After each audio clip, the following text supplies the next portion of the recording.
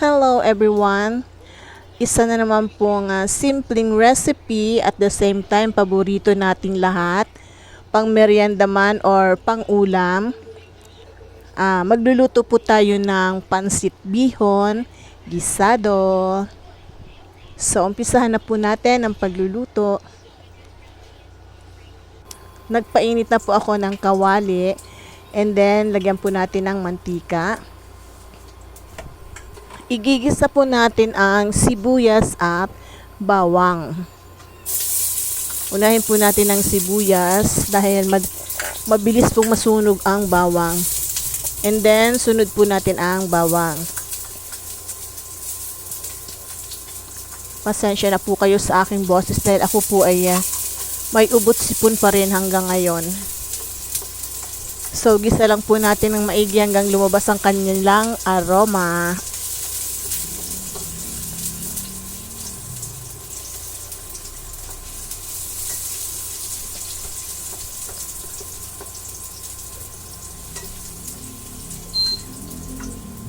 Ngayon, ilagay na po natin ang manok.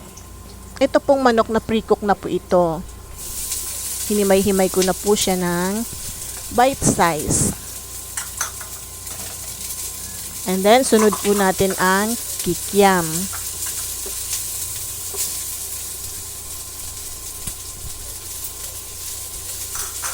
And isunod na po natin ang squid ball.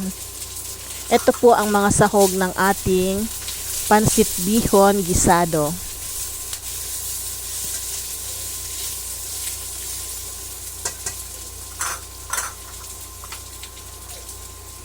And then, maglagay po tayo ng ground black pepper.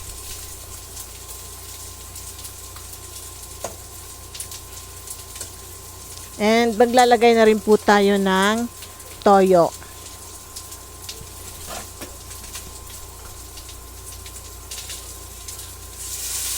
Ayan, toyo.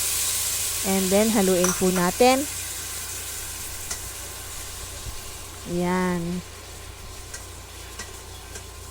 Haluin po natin ng maigi para po mag-combine lahat ng ingredients.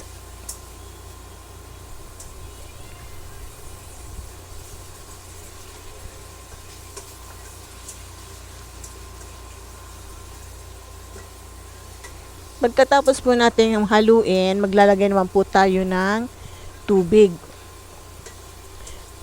Para po sa pinakasabaw ng ating pansit bihon gisado. Ayan. Lagay na po tayo ng tubig.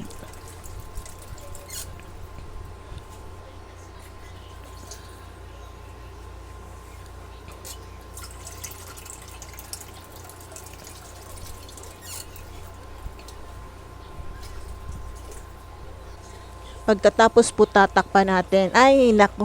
Hindi na po nakita sa video yung paglagay ko ng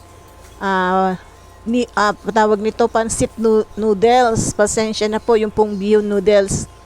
Naka-off pala ang aking camera. Biglang naluto na yung pansit. Pasensya na po. Hindi nakita sa camera yung paglagay ko ng bihon sa ating sabaw. Ay, Diyos ko. Pasensya na. Ito po yung bihon na aking ginamit. Naka-off po kasi yung camera. Akala ko ay naka-on. Pasensya na talaga. Lutang ang lola nyo. Ngayon naman po ilalagay na natin yung gulay. Ayan. Lagay na po natin yung repolyo at saka carrots.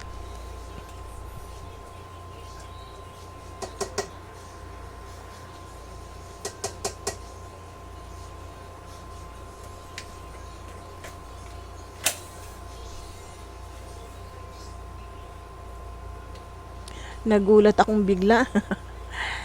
Kakalagay ko lang ng sabaw, biglang luto na yung pansit. Pasensya na po talaga. Hindi pala nakita sa camera yung paglagay ko ng pansit noodles. Yung bihon noodles pala. So this time po haluin natin. Medyo mahirap mong haluin dahil punong-puno po yung kawali.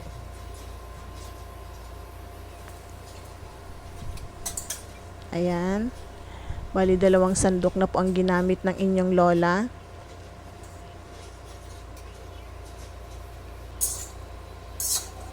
Anyway, ready to serve na po ito. At luto na po itong ating bihon gisado.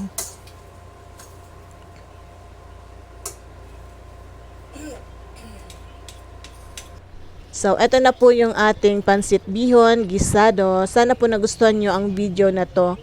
At kung nagustuhan nyo po, huwag kalimutang mag-like, share, comment, and subscribe. Pakipindot na rin po ng bell button para po updated kayo sa mga susunod ko pang video.